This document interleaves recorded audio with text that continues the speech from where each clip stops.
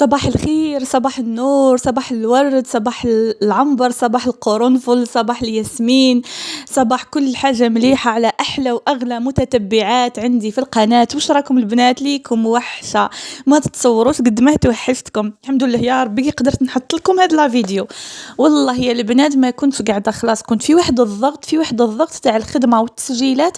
اعذروني حبيباتي الغاليات، اعذروني طولت عليكم، يعني 4 ايام ما حطيت لكمش لي فيديو كيما عودتكم. مولفه نحط لكم نهار بعد نهار، معليش هذه المره طولت عليكم. وزيد ثاني كنا في السمانه هذيك تاع الباك الكونيكسيون كانت ثقيله. المهم كنا شويه مكان مع الكونيكسيون. واش راكم البنات؟ واش ديروا؟ طمنوني عليكم، ان شاء الله تكونوا كامل لاباس، ان شاء الله صحتكم تكون بخير.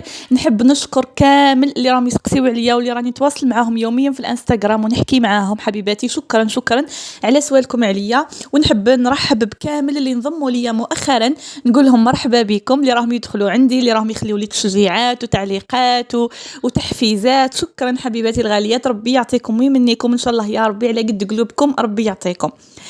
اول حاجه البنات ما تنساوش تبداو لي الفيديو بجام شابه كيما نتوما، تشجعوني بها وتحفزوني بها هكذا باش نقدم لكم المزيد والمزيد.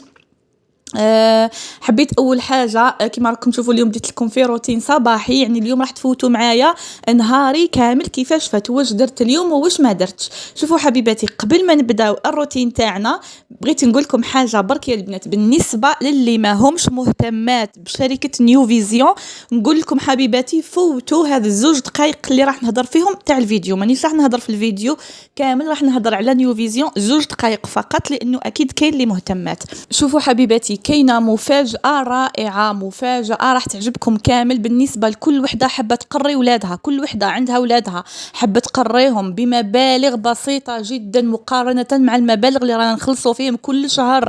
راهي مبالغ جد بسيطه بالنسبه اللي بغات ولادها يقراو قدامها، بالنسبه اللي بغات ولادها ما يروحوش وما يخرجوش يقعدوا في الدار، ونبعثوا لهم منصات تعليميه يقراو بهم في جميع المواد ابتداء من السنه الثالثه ابتدائي للبكالوريا. بالنسبه اللي راهي تقول كان راني في الفتره الصيفيه رانا قاعدين ماذا بينا نقري ولادنا لي لونغ، ماذا بينا نقري ولادنا الصروبان. وما تنساوش البنات بلي الصروبان او لي لونغ راهي فيهم شهاده معترف بها، تقدروا تخدموا بها في المدارس الخاصه. المهم حبوباتي اليامات اللي فاتوا كان ضغط كبير على الشركه، لانه كان تخفيضات وكامل الناس طلبوا تمديد هذه التخفيضات. نورمالمون كان البارح اخر يوم في التخفيضات، بصح شركه نيو فيزيون العشيه طول فاجئتنا بواحد القرار، يعطيهم الصحه يعطيهم الصحه. قالوا لكم ما نزيدوا لكم حتى 24 جوان، عندكم التخفيضات ما زالت مستمره. البنات استغلوا الفرصه، اللي بغات تقري ولادها برك ما بغاتش تخدم تتفضل عندي على الجروب تاع الواتساب، واللي بغات تقري ولادها وبغات تزيد تخدم يكون عندها مدخول اسبوعي مش شهري، كل اسبوع تكون عندها خلصه. خدمه راهي جد سهله، خدمه حليليه في دارك مع وليداتك وراجلك، ما تخرجي ما تروحي ما تجي. يعني الحاجه الوحيده اللي راح تخليك تخرجي نهار تروحي لابوست تهزي الخلصه تاعك بالحد، باسكو الخلصه راهي من الحد للحد. بغيتي تبدلي حياتك، بغيتي تطوري من نفسك، بغيتي ولادك يقراو قدامك وراكي قاعده وراكي تخدمي بتليفونك والدراهم راهم يلحقوك في الكونت تاعك، ادخلوا عندي حبيباتي في الرابط اللي راح نخليه لكم تاع الواتساب، ولا اتصلوا بي على الرقم اللي راح نخليه لكم ثاني، راح نخليهم لكم في صندوق الوصف وفي التعليق المثبت. ومرحبا بكم حبوباتي.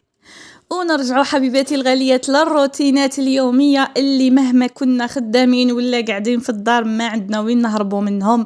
كما راكم تشوفوا حبوباتي الغاليات، نضت اليوم الصباح بديت لكم، يعني هزيت معايا التليفون وبديت نصور لكم ملي نضت وانا نصور لكم والتليفون في يدي.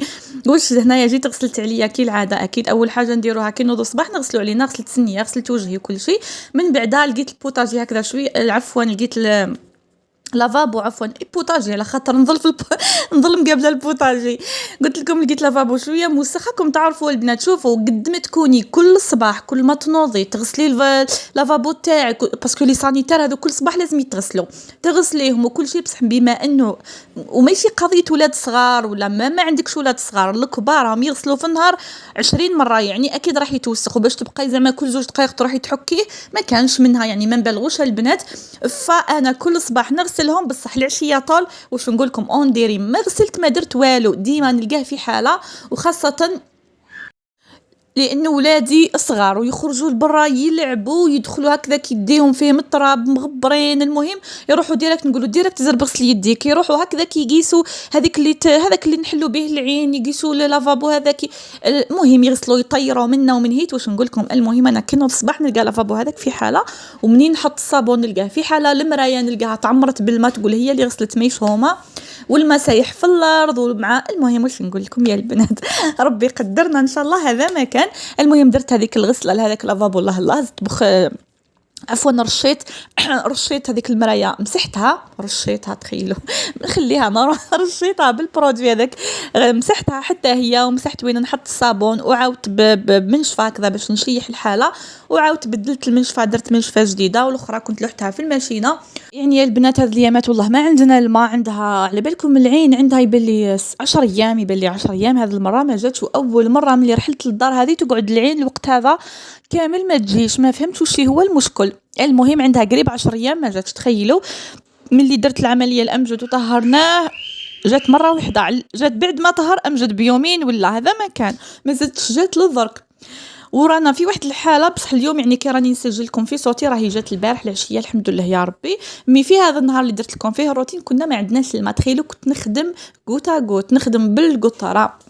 المهم معليش لا علينا. وانا ثاني البنات تخيلوا انا من النوع اللي ما يكونش عندي الماء، كي ما يكونش عندي الماء ليش نفح لي ننظف ونسيق ديما وننشف ونمسح، ما فهمتش علاه الناس كي ما يكونش عندهم الماء يهنيوا رواحهم، بصح انا العكس تماما، كي ما يكونش الماء اللي نحس باللي ما كانش الماء وما نقدرش نسيق والدنيا توسخت نبدا نمسح، وتلقوني ننشف، كان ندير نص بيدون هكذا وندير فيه شويه جافيل ونفوت على الدار، ما فهمتش علاه. وهنا يا حبوباتي كيما راكم تشوفوا جيت لي الكوزينه طبعا باش ندير لهم فطور الصباح، ما كان عندي والو، درت لهم هكا سخنت لهم شويه خبز وما يشتيو كيما هكذا يجي يقرمش يجي بزاف بنين، وزدت حطيت لهم شويه غوفريت ثاني، كان عندي شويه غوفريت، والكسره ثاني كاينه، بصح انا ولادي من النوع اللي ما يرضاوش بالكسره والخبز وحدهم، لازم ديما نزيد لهم حاجه حلوه. وهنا كيما راكم تشوفوا حبيت نعت لكم المقرود، هذو الحبيبات الاخرين اللي بقاو البنات بقاو لي واحد 6 ولا 7 حبات، لاني كنت وعدتكم في الفيديوهات السابقه اني نشارك معكم المقرود كيفاه جاني، نعت لكم لي غاتو اللي درتهم في طهاره تاع امجد، نعت لكم كلش، والمقرود نسيت نصوره لكم. فواش نقول لكم يا البنات، جا بزاف طري، جا هشيش ومعمر بالغرس، يعني شوفوا بالنسبه للشكل جا عادي، شغل درته هكذا بالزرب وما كنتش مركزه معاه، شغل حاجه درتها وخلاص. المهم كي يجيو ضياف نحط لهم، بصح جا يهبل، جا خفيف وهشيش وبنين، درته بالسمعه تاع المرجان اللي كنت قلت لكم البنات شاركوا قولوا لي وراهي اعطيوني رايكم يعني اذا مليحه، باسكو كنا من قبل كنت نخدم بمدينه، نقول لكم حاجه روعه منا وهكا حنعود نخدم بالمرجان، واللي مش مولفه تخدم بها ولا ما تعرفهاش عودي اخدمي بها سيدتي، راهي مليحه خير من مدينه، على بالكم ريحتها تهبل وميم لا كولير تاعها هكذا جايه صفرة جايه مليحه، مش كيما مدينه تجي شغل بيضه هكا شويه، زعما درك خلاص درت على مدينه. المهم حبيباتي حبيت برك نشارك معكم هذا المقرود هذا كيفاه جا، ونشارك معكم هذه القعده الصباحيه اللي مولفه يعني عودتكم بها، مولفه هكذا في روتيناتي والفيديوهات اللي نحطهم لكم، نشارك معكم الصباح كيفاش نفوت نهار، وكيفاش نفوت الفطره الصباحيه مع ولادي، واش ندير لهم يفطروا، على بالي هذه اللقطات هذو وهذه المقاطع هذو اللي نشاركهم معاكم كامل يعجبوكم ويعني وتحبوا تشوفوهم.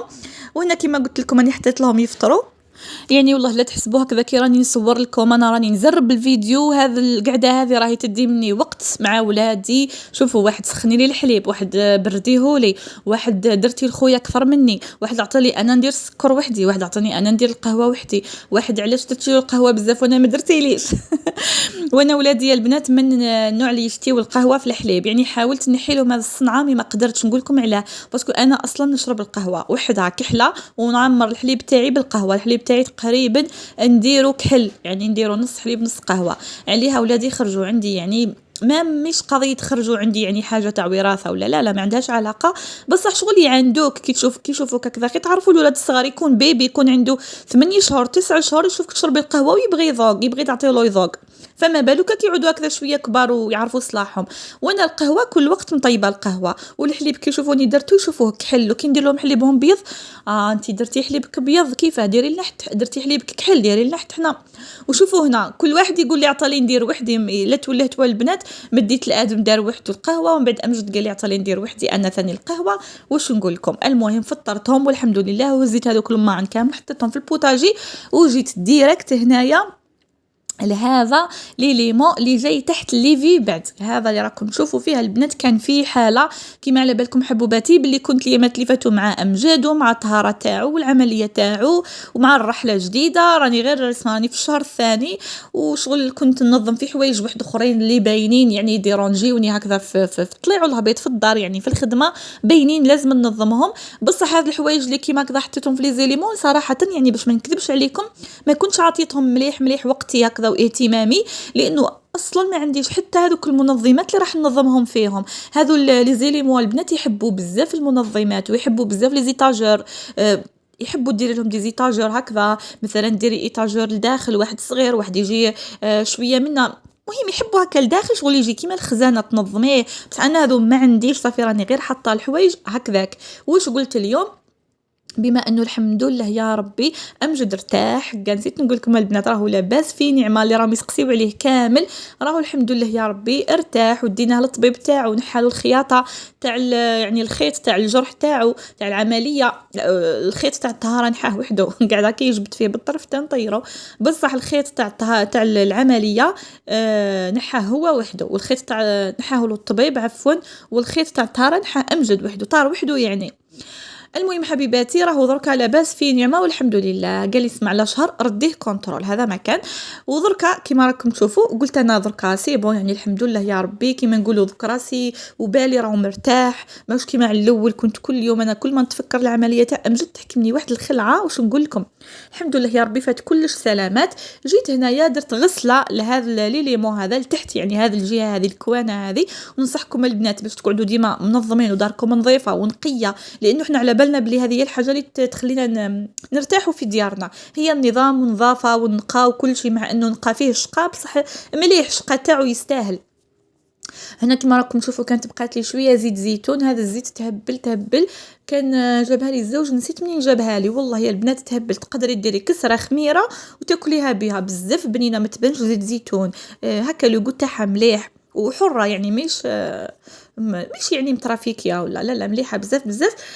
قلت لكم البنات رديتها في هذا القرعه كنت دايرتها في قرعه تاع مسعيده نحيتها ورديتها في هذه تاع القزاز ديجا قلت انا عندي القرع تاع القزاز عندي منهم 3 ولا 4 هكاك فارغين حاكميني البلاصه علاه ما نستغلهمش اسمع على الاقل نقص على روحي شويه الضغط. جبت هذا اللي حاطه فيه المنظم هذا اللي حاطه فيه الحوايج تاع التنظيفات حطيته هنا بعد ما كنت حاطته في الدوش.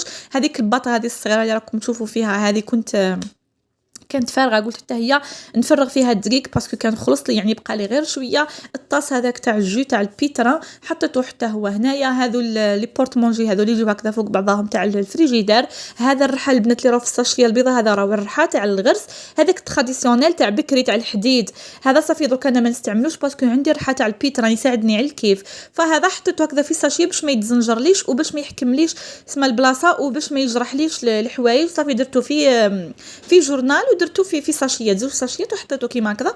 وهذوك الكيروانات اللي راكم تشوفوا فيهم كاين اللي سميهم الباسينات وهذيك اللي منيت اللوحه هذيك الزرقاء اللي نقص عليها اللحم والخضره جهه مديرتها للحم وجهه مديرتها للخضره.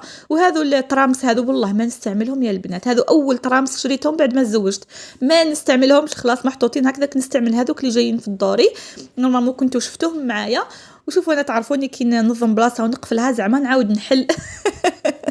نعاود نحل نشوف زعما كي نحل هكذا تبان الحاله منظمه ولا شوفوا المهم راهي نقيه ومرتبه دركا يعني هذاك النظام المليح المعدول المستيكي هذاك لازموه منظمات يعني ما نكذبش عليكم. وهنا جيت نشارك معكم ثاني وجبه العشاء لانه الغداء كان بقالي من العشاء تاع النهار اللي قبله فما درتش العشاء. وشوفوا واش درت حبيباتي هنا درت البطاطا قصيتها كيما نقصوا البطاطا اللي نقليوها هذه الكسره اللي نطيب فيها كيما نقصوا البطاطا اللي نقليوها كلي راح نقليها وشي هو قصيتها شوي خشينا عليها ودرتها طفور وفي الكوكوطه طيبت هذا سكالوب طيبته وحده مع لي زيبيس تاعو والزيت وشويه ملح فلفل كحل فلفل عكري كزبر راس الحانوت لي زيبيس تاع شاورما ديما نقول لكم ضيفوهم للسكالوب يجي بزاف بنين والكمون والزيت وقفلت عليه حتى نطاب، نحيته. وفي هذيك الزيت اللي طاب فيها بارد، لان هنا ما كفانيش الوقت والله، كنت مع الخدمه صافي، كنت نجاوب، كنت مع البنات اللي يدخلوا لي جروب راح يخدموا، كنت هكا وهكا يعني. كاين حوايج ما صورتهم لكمش، بصح البلا راهو بزاف ساهل. قلت لكم البنات درت ثاني كي كملت طيبت هذاك سكالوب نحيته حطيته في صحن، ومن بعد في هذيك الزيت بعد لي في الكوكوطه درت شويه لوبيا ماشطو هكا تقولوا لها اسمها زاليغو، وشويه زروديه، طيبتهم حتى هما في هذيك الزيت، قفلت عليهم الكوكوطه هاهم ليكم من هيتا كيما راكم تشوفوا فيهم، ميم با 5 دقائق ولا 10 دقائق كانوا طابوا. والبيطراف والزروديه كانوا ديجا في الفريجيدار، كنت فورتهم يعني ورحيتهم وحطيتهم في البورتمونجي نخدم بهم لي زوردافر. وكل شيء راكم على بالكم في الصيف والسخانه هذه هي الماكله المليحه يا البنات، ماكله خفيفه ظريفه على الاستوما على المصران وعلى القلب. وهنايا هذاك سكالوب اللي كنت طيبته كنت فتته حتى هو، هاي لكم الزروديه والزريقو. وهذيك البطاطا اللي كنت فورتها نحيتها، درت لها شويه ملح وشويه فلفل كحل، وصوتيتها في المقله في شويه تاع الزيت، شغل تكون عندها غير هذيك القرمشه هذيك اللي تكون من الفوق، القرمشه اللي تكون من الفوق هكذا، تدخل تجي من الفوق مقرمشه ومن الداخل طريه. وحطيت شويه سلطه كما راكم تشوفوا. وكان هذا هو البلا تاعي، قدمته لهم في هذا اللوحه هذه اللي ندير فوقها الكسره والبيتزا وكل شيء. يعجبوني بزاف البنات لي بلا كي نشوفهم هكذا هذوك اللي محلولين طول شو اللوحات هكذا في النوار في الجري في البلون. بصح انا ما شريتش صراحه، ما همش واعرين عليا والله، ما هم واعرين عليا، بصح تعرفوا حاله الكرايه البنات والله ما عنديش وين نحط، هنا صابرين حتى الواحد يرحل للدار ان شاء الله. كانت هذه لا فيديو تاع نهار اليوم حبوباتي الغاليات، ما تنساوش اذا عجبتكم تخليوا لي جيم شابه كيما نتوما وتعليق مشجع، ودرك نخلي لكم الانستغرام تاعي في نهايه الفيديو وفي صندوق الوصف وفي التعليق المثبت. مرحبا بكم وتهلاو بزاف في رواحكم ومع السلامه.